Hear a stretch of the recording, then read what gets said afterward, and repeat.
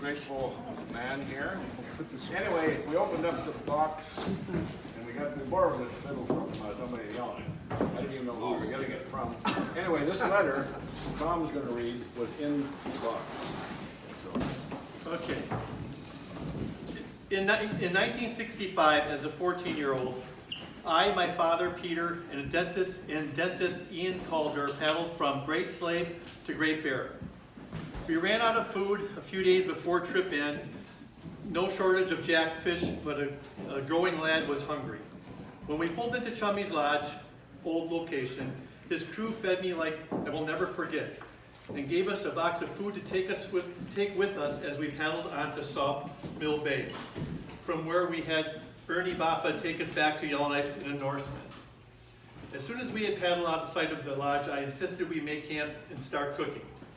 Chummy has been a giant in my mind ever since, and I'm happy to be able to do this little favor with the violin.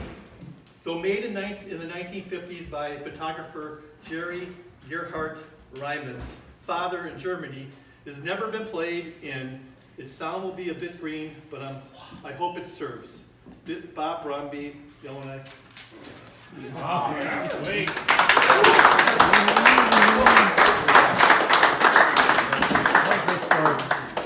I just wanted to be sure that. Thanks, Joe.